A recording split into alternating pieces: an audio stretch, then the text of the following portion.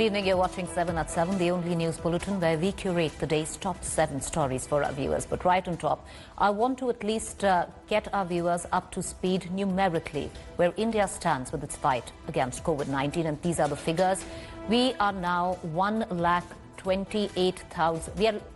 All right, we're going to get you. These are the latest cases coming in. The worst affected state continues to be the state of Maharashtra, with 3,47,502 positive cases and 12,854 deaths. Maharashtra is first, followed by Tamil Nadu with 1,92,964 positive cases and 3,232 deaths.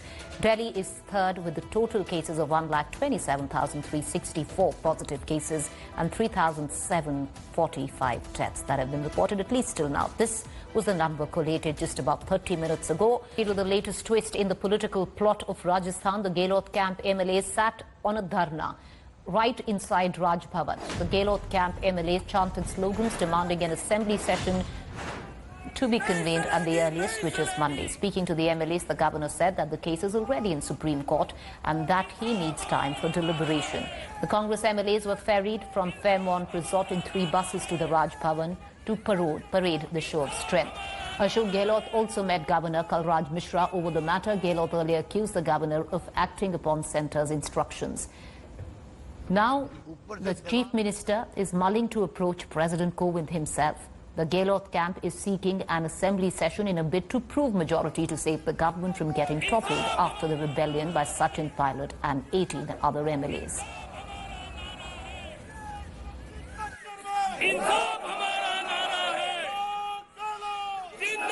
हमारे संवैधानिक मुखिया है राज्यपाल महोदय, हमने जाके request करी है।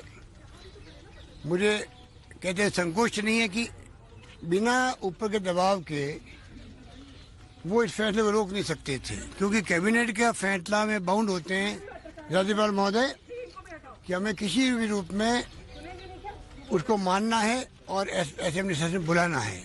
क्या कारण है कि आपने कल उसको फैसला नहीं सुनाया? आज हमने फिर निवेदन किया है कि आप कृपा करके जल्दी से जल्दी इस फैसले को सुनाएं, जिससे कि पूरे प्रदेश की जनता इंतजार कर रही है कब फैसला आए, कब हमें शांति मिले। लोगों में बहुत आक्रोश भी है। इतने दिन से कोई होटलों में बैठे हुए हैं, कोई हमारे साथी गए हुए हैं वहाँ पर हरियाणा के अंदर बंधक बनाए हुए हैं। All right, one thing is definite, that the state of Rajasthan is moving towards a constitutional crisis with the way things are panning out right now. The options in front of Chief Minister Gehlot now are limited. The governor has refused to call in for a session of the assembly. He has taken the crutch of where he suggests that it's the time of COVID and holding an assembly session would not be a very good idea. However, he says he's going to deliberate over it. On the other front, now the Gehlot government is going to approach the president for what they say is going to turn into a constitutional crisis. I want to connect to Maushmi Singh, my colleague, who's joining us from Jaipur. You know, Maushmi, but what I was saying earlier, one thing is definite, Rajasthan now headed for a constitutional crisis. What's the way out? That's right, Preeti. If you see that you have a snack party that's going on in the lawns of Raj Bhavan, the MLAs along with led by Ashok Gehlot refusing to budge till they hear from the governor. They're also ready to take this fight up from Jaipur to Delhi and knock the president's door. So really, you know, the Congress really feels that they feel let down by the court. They feel that if they've not got a relief from the court, they'll take this political battle head on. The Congress alleging that the BJP is playing truant, and now they are also planning protests on the streets. So a government, you see, thrown out of governance. There is no governance happening. There's a lot of politics and this political potboiler. Every time you see dramatic visuals coming out, and now you'll see the MLAs, elected MLAs who are part of the government, take to the streets and protest against what they feel is a partisan attitude of the governor and also of the courts. Thank you, Maushmi, for joining us. Meanwhile, I just want to shift focus. Bihar continues to face flood fury. Broken dams, washed away roads, submerged villages have become the story of every year. Thousands have been displaced as all major rivers in Bihar are in spate. For more, take a look at this report.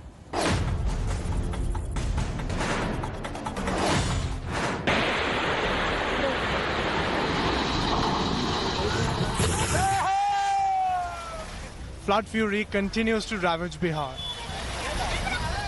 Water sinking villages. Houses submerged. Roads washed away. Dams collapsed. Year after year, same story repeats. Villages in Sitamarhi district are inundated as Sonavarsa's Malangwa Dam near the Indo-Nepal border breached. Samastipur tells a tale no different than Sitamarhi. Here too, the floodwaters entered villages. पूरा में पानी है, अंदर सब में पानी घुसा हुआ है। हाँ, थोड़ा ऊंचा ऊंचा पर मकान है, उसमें आदमी अटका हुआ है, लेकिन एक दो रोज में सब चलाएगा यहाँ बांध पे।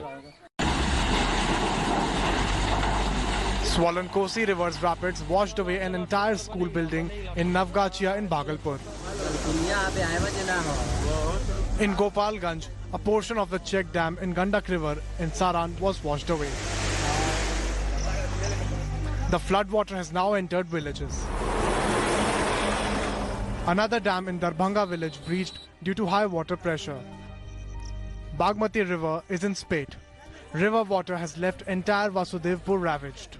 या पानी हेल के जाय छी आबै छी बाल बच्चा सब डूबै है पड़ै है अखनी कोई स्थिति नहीं हन निकले के बाल बच्चा के कहीं नहीं दुआरा है 4 बजे भोर से सब बाल बच्चा जागल है बाहर में यहाँ आकर के ऊपर में हम लोग रहते हैं यहाँ कोई चीज का साधन सुविधा नहीं दिया जा रहा हम लोग अपना अपना पन्नी में काम करके अपना किसी तरह का गुजारा व्यवस्था कर रहे हैं यहाँ भोजन पानी का भी कोई उपलब्ध नहीं। Situation is similar in Champaran district, where a 10 feet wide dam collapsed. NDRF team is deployed in the district to rescue stranded citizens. In Madhubani, National Highway number 57 is submerged underwater for the last 20 days, cutting off the vehicular movement in the region. ये sir 20-25 दिनों से पानी यहाँ पर है और ये पानी कम होने का नाम ही नहीं ले रहा है और इससे आगे भी ज़्यादा पानी है जो कि विदेश्वर स्थान पड़ता है उससे आगे ज़्यादा पानी है। Not just roads, even the railway tracks have been closed due to the rising water levels.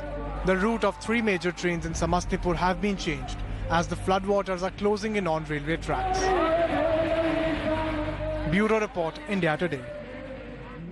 I want to connect right now to my colleague Rohit Singh, who's joining us live with the very latest. Rohit, what is the current situation? There was news of embankments being breached early morning today in various parts of Bihar as well.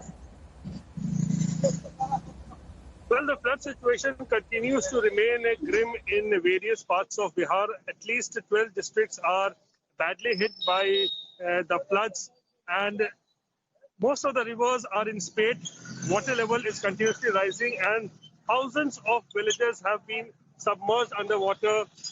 Almost 5 to 7 lakh people have been impacted because of these floods, and situation is only getting grimmer. And in various parts of the state, we have seen in the report also how flood water have entered villages. Many embankments have been also breached because of the water pressure. So the situation continues to remain very serious, and this is happening at a time when the state is also battling the pandemic here. Well, you're right there. It's double whammy for the state of Bihar, steeped right now in the COVID crisis and completely inundated where the floods are concerned. We're going to keep a keen eye on all developments. Meanwhile, shifting focus to a horrific story coming in from the national capital, Delhi. Well, Delhi's been shamed again. A 14-year-old COVID-positive girl was raped inside South Delhi's Radha Swami Satsang Byas COVID Center, the Sardar Patel COVID Center, the largest in the country. The young girl was raped by a 19-year-old COVID-positive patient on the night of July the 15th. The accused has been arrested along with one of his associates who filmed the incident. According to the police, both of them are currently in judicial custody. After the incident, the girl has been shifted to a hospital for medical examination. A case has been registered under the Protection of Children from Sexual Offences Act. The incident has now raised questions about the security situation inside the country's largest COVID facility. The facility is being run by the ITBP, and out of 10,000 beds, only 250 are occupied. That leaves a big portion of the facility unmanned.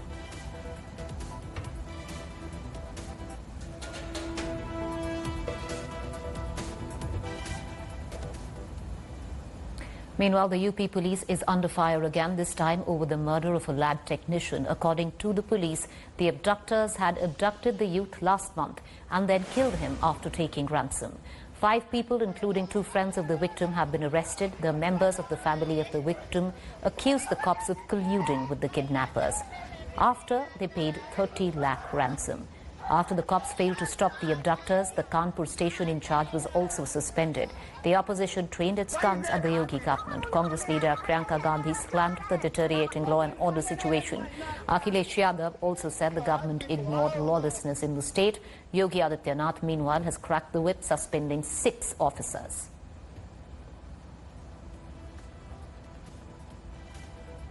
उसमें police की पूरी मिली भगत रही। राहुल से इधर पैसा ले लिया गया, उसको टार्चर कहीं किया नहीं गया है। पूरी पुलिस की पहले भूमिका रही। 13 तारीख को पैसा हमने दिया उसको।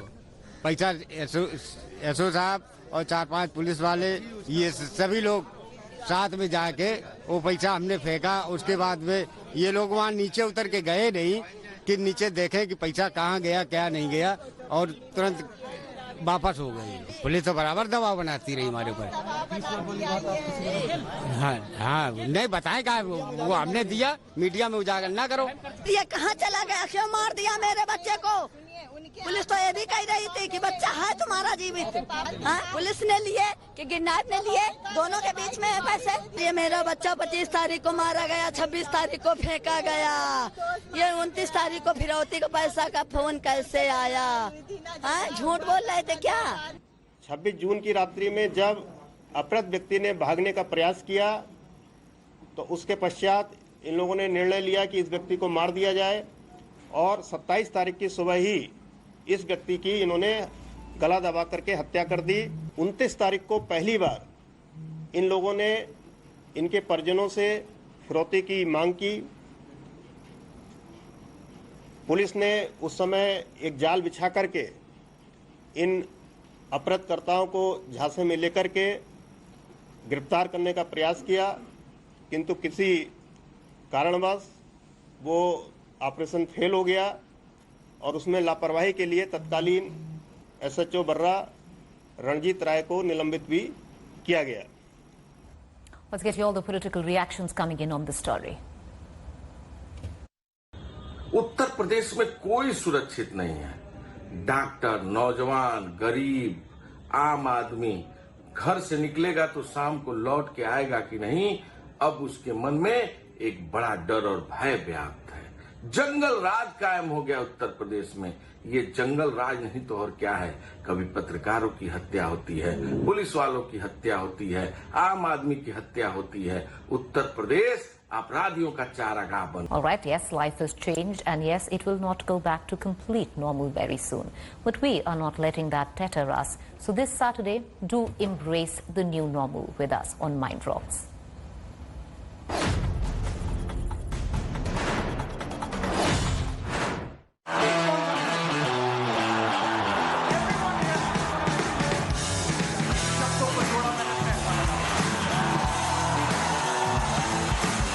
India's biggest youth fest is back, and in previous editions has celebrated young achievers.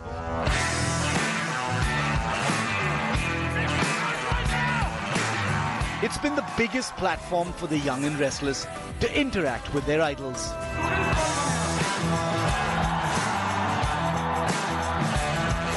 But this year, it comes to you in a new digital avatar.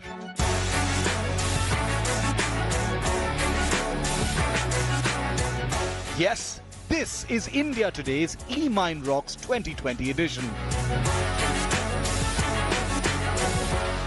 And besides Sanya Malhotra, Rahul Bose, YouTuber Bhuvan Bam, 4 More Shots fame Sayani Gupta and singer Arman Malik, the star-studded lineup includes South superstar Rana Daggubati, who will speak on marriage and his movies.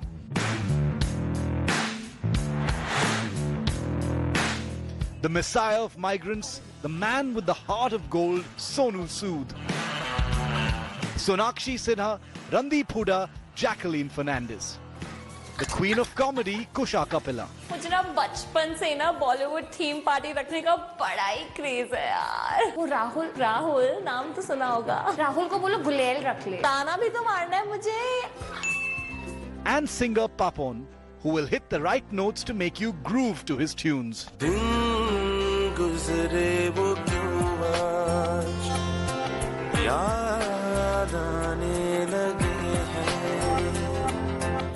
Kiran Rijiju, Minister of State for Youth Affairs and Sports, will be seen in super active mode, driving the message home that the best is yet to come. 7, 8, 9, 10. So this Saturday, sit back, grab some popcorn and tune in to India Today E-Mind Rocks on our website, YouTube channel and Facebook.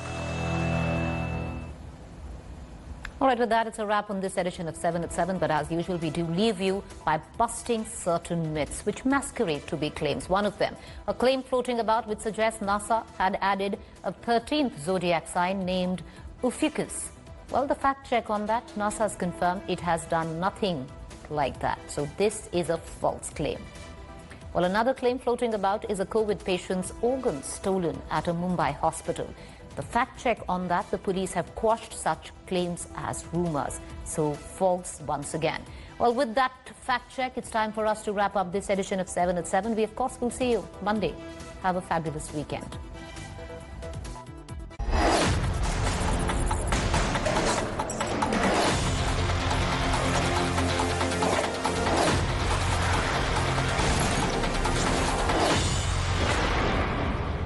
Hi everyone, Preeti Chaudhary here. Hope you like this video. For latest news and analysis, like and subscribe to the India Today YouTube channel. And don't forget to press the bell icon to stay updated. Thank you for watching.